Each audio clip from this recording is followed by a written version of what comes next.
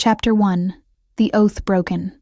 Captain Gabriel Blackwater had sworn 3 sacred oaths the day he'd abandoned his inheritance and taken to the seas. First, never to set foot on English soil again. Second, never to trust another soul with his true identity. Third, never to let a woman aboard his ship. For 7 years, he'd kept these vows religiously, building a reputation as the most successful pirate in the Atlantic, while his legitimate shipping fortune continued to grow under assumed management. The irony wasn't lost on him that he'd become a pirate to escape the very empire he'd inherited. Gabriel Ashford Blackwater, heir to Blackwater Industries' £200 million fortune, had died in a carriage accident 7 years ago. At least, that's what the world believed. In reality, he'd staged his own death after discovering his fiancée's affair with his business partner, then used his vast resources to outfit the finest pirate vessel ever to sail the 7 seas. The Sovereign's Grace was a masterpiece of nautical engineering, appearing to be an ordinary merchant vessel, while concealing enough firepower to challenge a frigate. Gabriel's crew believed their captain was simply an extraordinarily successful pirate with mysterious connections to wealthy merchants. They had no idea their leader could buy and sell most European nobility twice over. The morning that would shatter his carefully ordered existence began like any other. Gabriel stood at the helm, his weathered hands steady on the wheel, as they approached the shipping lanes between Jamaica and the Carolinas. His dark hair whipped in the Atlantic wind, and his green eyes scanned the horizon with predatory focus. At 32, he'd perfected the art of taking what he wanted while maintaining the facade of honorable piracy, targeting only corrupt merchants and slave traders. "Captain," his first mate Murphy called from the crow's nest. "Debris off the starboard bow. Looks like wreckage from a merchant vessel." Gabriel adjusted course toward the floating wreckage, expecting to find the usual aftermath of a storm or pirate attack. Broken masts, scattered cargo, perhaps a few survivors clinging to barrels. What he found instead would haunt him for the rest of his days. A small boat drifted among the debris, barely seaworthy, and taking on water. Inside, a young woman clutched a small child to her chest, both of them unconscious from exposure. The woman's dark hair was matted with salt water, and her simple dress marked her as a servant rather than a passenger of means, but it was the way she held the child, protectively, desperately, as if she'd rather die than let go, that made Gabriel's chest tighten with an unfamiliar emotion. "Get them aboard," he commanded, his voice rougher than usual. "Quickly, before that boat goes under." As his crew hauled the unconscious pair onto the Sovereign's Grace, Gabriel found himself breaking his 3rd sacred oath without hesitation. The woman and child were clearly civilians, innocents who had no place on a pirate ship. But something about the scene, her fierce protectiveness even in unconsciousness, the child's pale face, made abandoning them unthinkable. "Take them to my cabin," he ordered Murphy, ignoring his first mate's surprised expression. "Send for Henderson. He's got the most medical knowledge. Captain, with respect, we've never taken passengers before. The crew might see it as weakness." Gabriel's green eyes flashed dangerously. "Any man who questions my decisions can swim to shore. These people are under my protection." Hours later, Gabriel sat beside his own bed, watching the woman slowly regain consciousness. The child, a boy of perhaps 5 years, had awakened first, clinging to the woman with the desperate intensity of someone who'd already lost too much. Now the boy slept peacefully in a makeshift bed while the woman's eyes fluttered open. When she saw Gabriel, terror flooded her features. She immediately reached for the child, pulling him protectively against her chest despite her obvious weakness. "Please," she whispered, her voice hoarse from salt water. "Don't hurt him. He's just a child." "You're safe," Gabriel said quietly, surprised by the gentleness in his own voice. "Both of you. This is my ship, and you're under my protection." The woman studied his face with intelligent brown eyes, taking in his expensive clothes, the luxury of the cabin, the obvious authority in his bearing. "You're the captain, Gabriel Blackwater, and you are?" Eleanor Hartwell. This is Tommy." She held the boy closer. "We were aboard the merchant vessel Lady Margaret when pirates attacked. The captain put us in a lifeboat, but the storm..." Gabriel's jaw clenched. He knew of only 3 pirate crews operating in these waters, and none of them were known for leaving survivors. "How long were you adrift?" 3 days, I think. Maybe 4. Eleanor's voice grew stronger as she realized he meant no immediate harm. "Tommy's parents. They didn't make it to the lifeboats." The simple statement hit Gabriel like a physical blow. This woman had spent days protecting an orphaned child, keeping him alive through sheer determination. It reminded him painfully of his own mother, who died protecting him from his father's creditors when he was barely older than Tommy. His parents, were they passengers? Gabriel asked. His father was Lord Pemberton's youngest son. He and his wife were traveling to establish a plantation in Jamaica. Eleanor's eyes filled with tears she was too proud to shed. I was Tommy's nanny.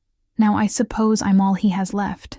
Gabriel stood and walked to the window, staring out at the endless ocean that had been his sanctuary for 7 years. Everything about this situation violated his carefully constructed existence. The woman and child represented everything he'd fled from: responsibility, emotional attachment, the messy complications of caring about other people's welfare. But as he turned back to see Eleanor gently stroking Tommy's hair while the boy slept, Gabriel realized that some oaths were meant to be broken. These two had already lost everything.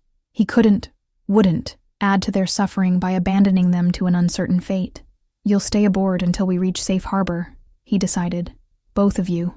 My cabin is yours for as long as you need it. Captain Blackwater, Eleanor said carefully. I have no money to pay for passage. And Tommy? He's not even my responsibility, legally speaking. We're just refugees with nowhere to go. Gabriel looked at her, really looked, and saw not just a beautiful woman in distress, but someone who'd chosen duty and compassion over self-preservation. In a world where most people would have abandoned an orphaned child to save themselves, she'd risked everything to protect him. Then we'll find you somewhere to go, he said firmly. That's a promise, Miss Hartwell.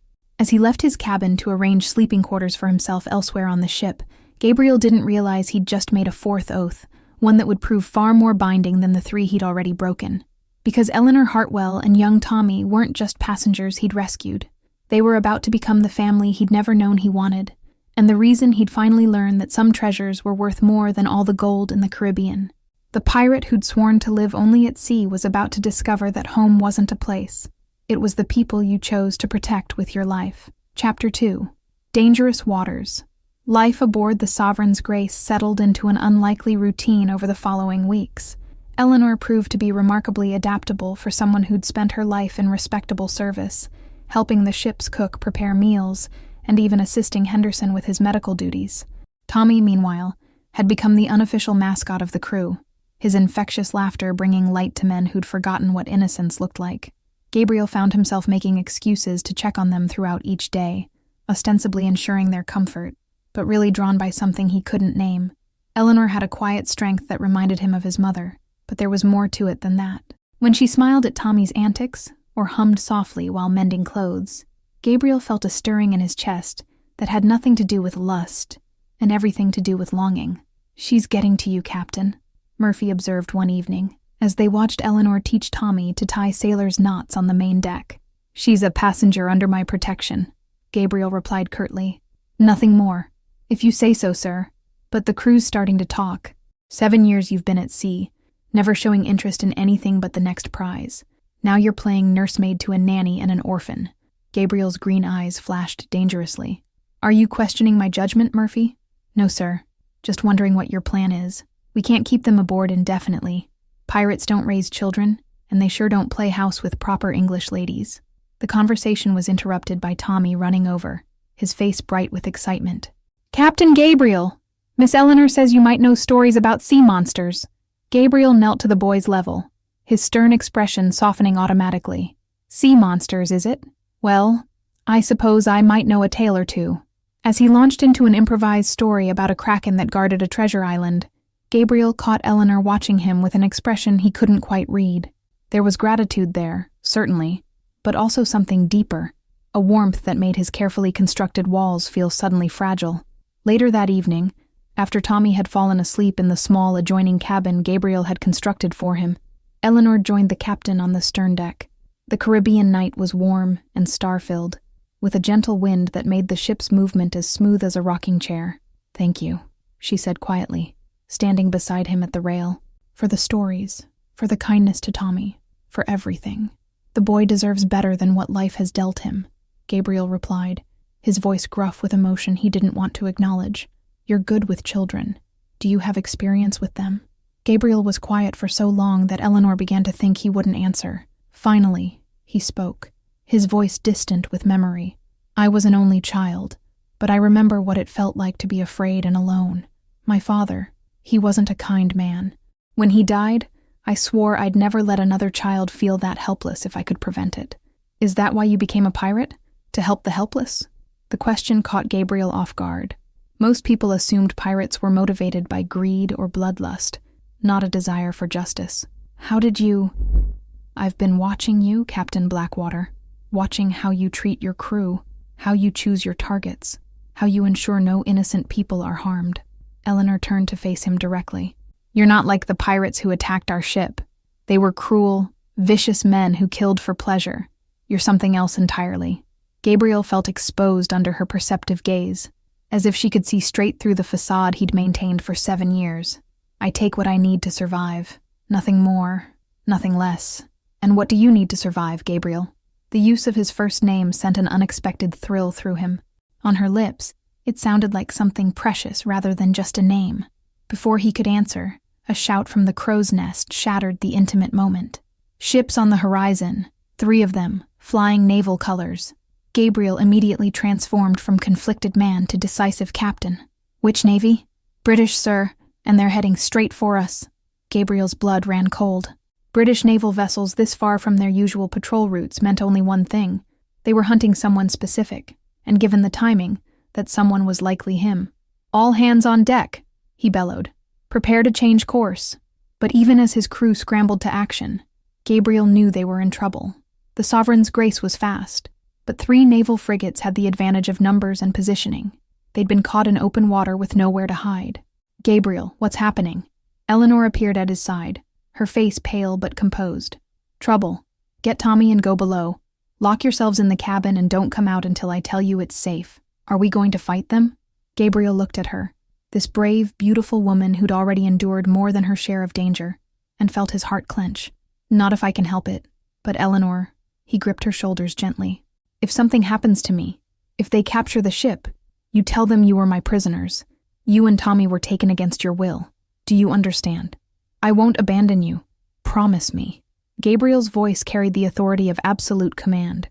Whatever else happens, you protect that boy. Promise me, Eleanor. The intensity in his green eyes made her knees weak, but she nodded. I promise. As she hurried below deck with Tommy, Gabriel turned his attention to the approaching naval vessels. The lead ship was flying Admiral Blackwood's personal flag, his own uncle, the man who'd helped fake Gabriel's death 7 years ago, the same man who'd been systematically hunting pirates in the Atlantic, not knowing he was pursuing his own nephew. Murphy, Gabriel called. Signal the other ships. We surrender. His crew stared at him in shock. In 7 years, Captain Blackwater had never surrendered to anyone. Sir, with respect, we can outrun them. Not with a woman and child aboard, Gabriel replied firmly. I won't risk their lives for my freedom.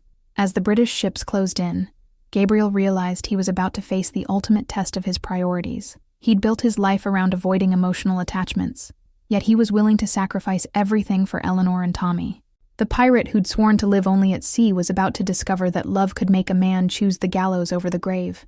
The question was whether Admiral Blackwood would show mercy to a nephew he believed dead, or whether Gabriel would pay the ultimate price for breaking his sacred oaths.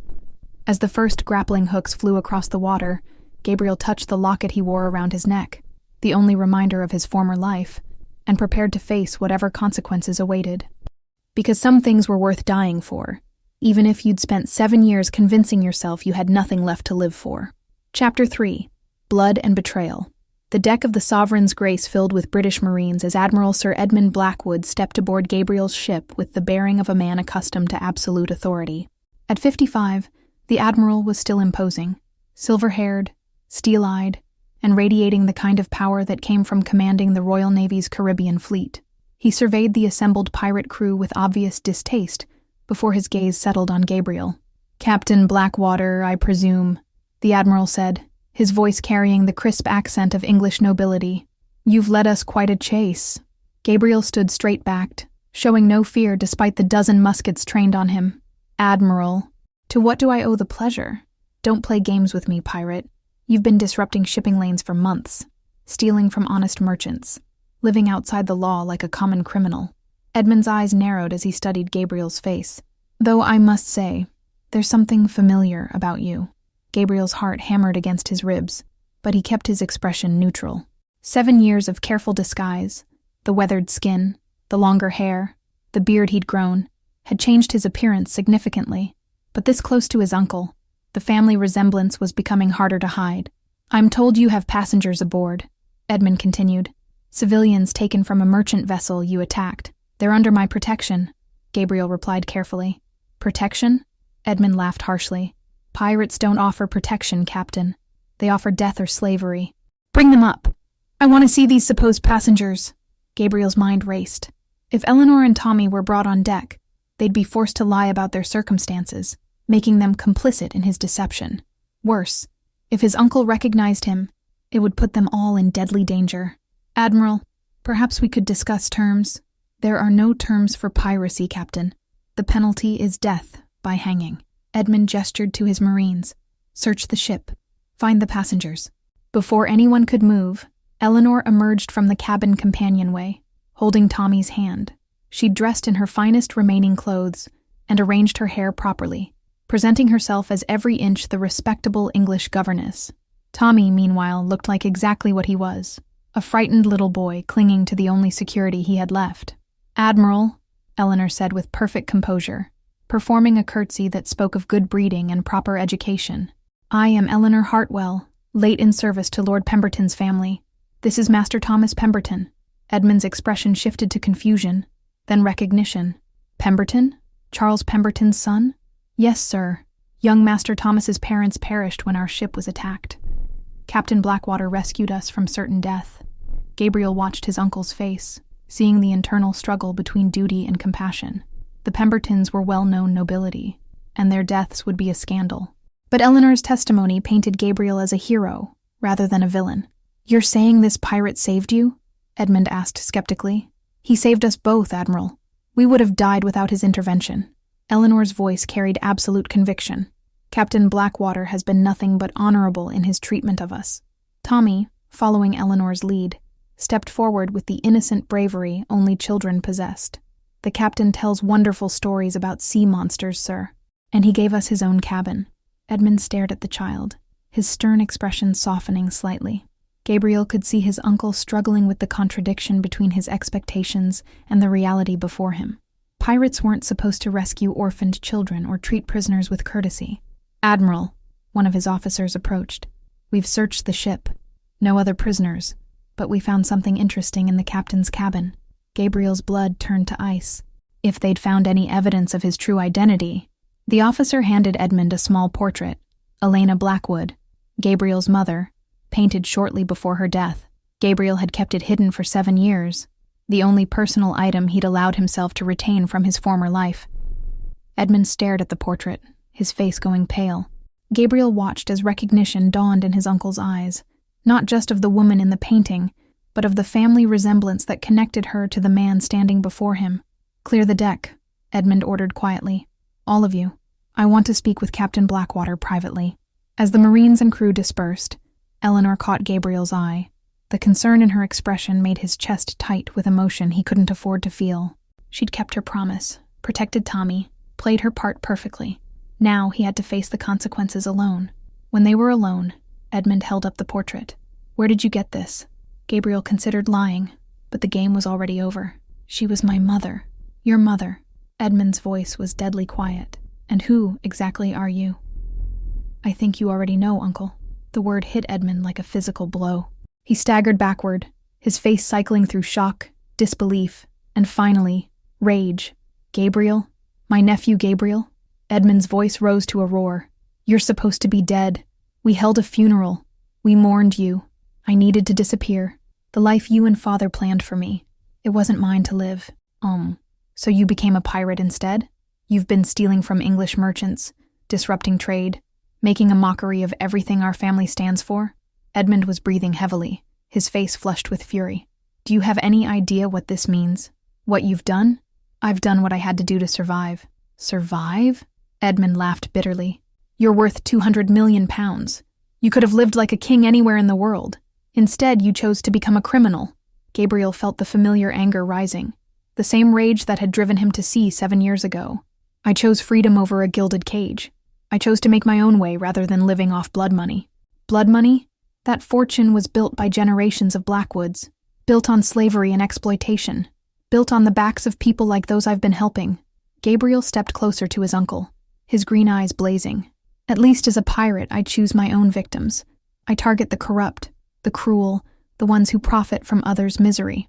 Edmund stared at his nephew as if seeing him for the first time. You actually believe you're some kind of hero. I believe in justice, something our family forgot long ago. The confrontation was interrupted by shouts from above deck. Edmund and Gabriel rushed topside to find chaos. Another ship had appeared on the horizon, this one flying the black flag of Captain Mordecai Cross, the most vicious pirate in the Caribbean. "Admiral," the first officer called. "Cross is demanding we surrender Captain Blackwater to him. Says there's a bounty on his head." Gabriel's blood ran cold. Cross was everything Gabriel wasn't. A brutal killer who showed no mercy to prisoners. If Edmund turned him over. "And if we refuse?" Edmund asked. "He'll attack, sir. We're outnumbered and outgunned in these waters." Gabriel looked at his uncle, seeing the impossible choice reflected in the older man's eyes.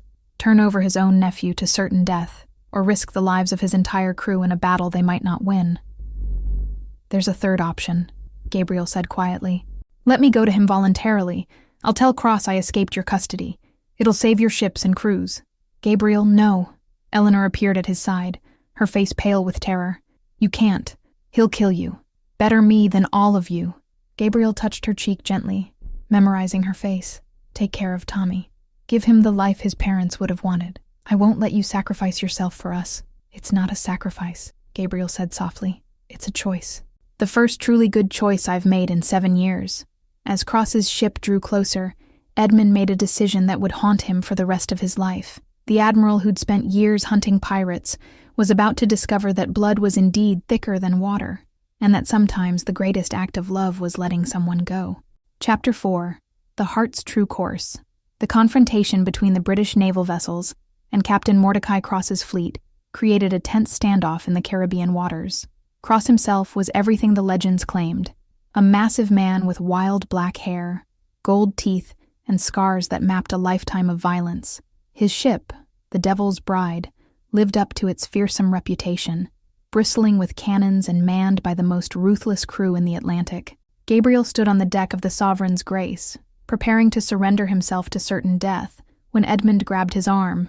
"Wait," the Admiral said quietly. "There might be another way. Uncle, don't do anything foolish. Your duty is to your fleet and your men."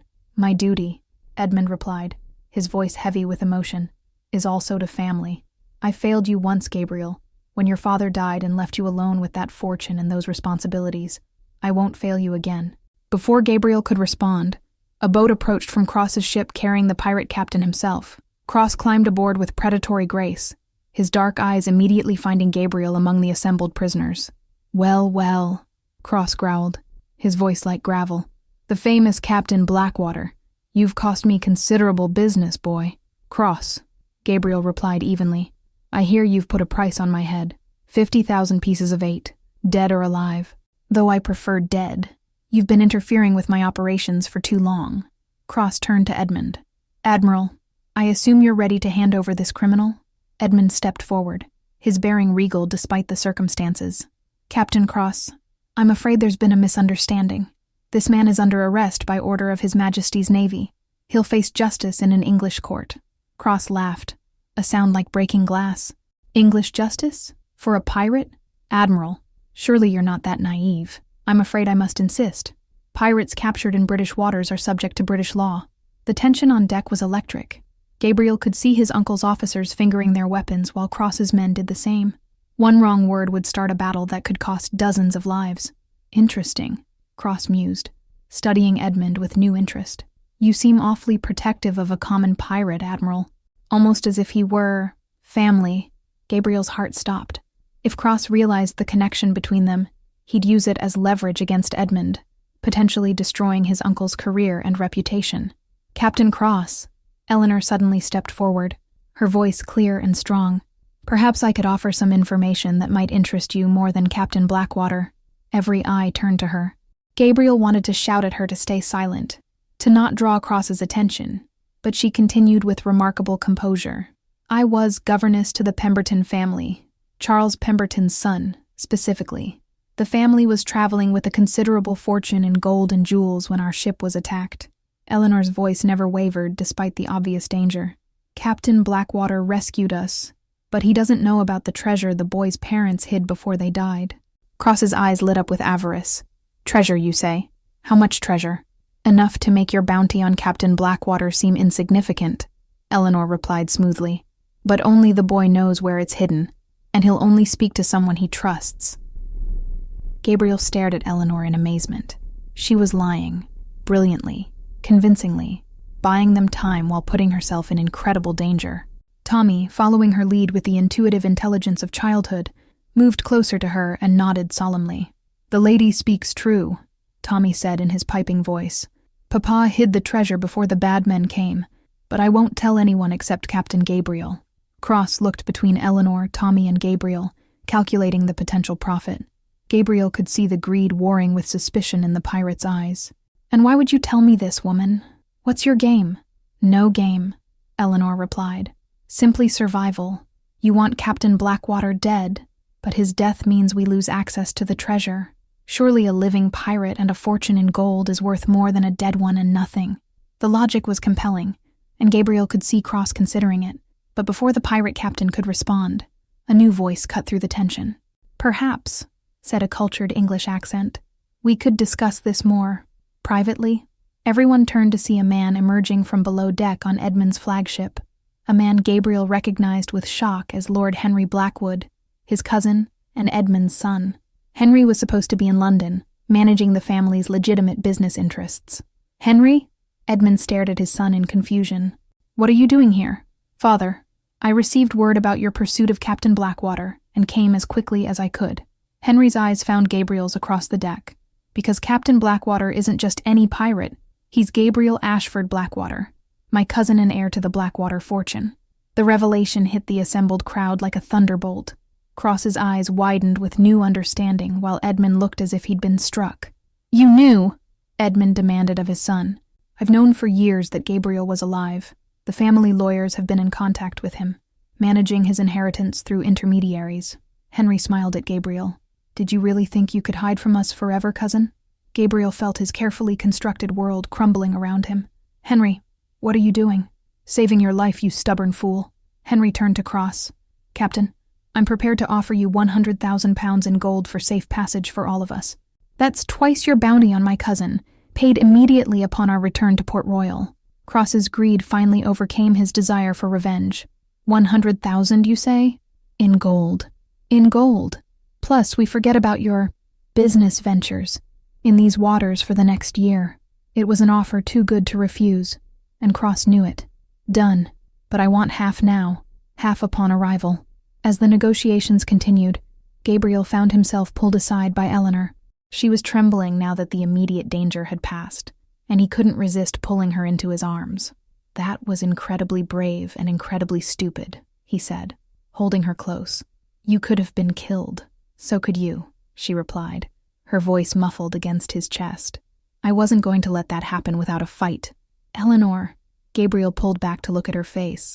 You know what this means, don't you? My real identity, the fortune. Everything's changed. Has it? She asked quietly. Are you still the man who rescued us from certain death? Are you still the man who tells Tommy bedtime stories and treats your crew like family? Yes, but then nothing that matters has changed. Eleanor's brown eyes held his steadily. The question is, what do you want now? Will you return to being Gabriel Ashford Blackwater, millionaire heir, or will you find another way to be the man you've become? Gabriel looked around the deck, at his uncle, who'd risked everything to protect him, at his cousin, who'd traveled across an ocean to save him, at Tommy, who was watching him with trusting eyes, and finally at Eleanor, who'd shown him that love was worth more than all the treasure in the Caribbean. I want, he said slowly, to be a man worthy of the faith you've all shown in me. 6 months later, the newly established Blackwater Maritime Security Company held its inaugural ceremony in Port Royal. The company's mission was simple: protect merchant vessels from piracy while providing legitimate employment for reformed pirates who wanted a second chance. Gabriel stood on the deck of the Sovereign's Grace, now commissioned as a legitimate security vessel, watching Eleanor help Tommy with his letters. She wore a simple wedding ring that caught the Caribbean sunlight and her smile was brighter than any treasure he'd ever pursued. "Regrets?" Henry asked, joining him at the rail. "About leaving piracy?" "None at all." Gabriel's green eyes found Eleanor's across the deck. "I thought freedom meant living without attachments, without responsibilities. I was wrong. And now? Now I know that real freedom comes from choosing what you're willing to fight for. And I choose them. Eleanor, Tommy, this life we're building together." As the Sovereign's Grace sailed toward the sunset, her hold filled with legitimate cargo, and her deck graced by laughter, Gabriel reflected on the journey that had brought him here. The pirate who'd sworn to live only at sea had discovered that home wasn't a place. It was the people who chose to sail life's storms beside you. And sometimes, the greatest treasure was the family you created from the wreckage of your old life. The end.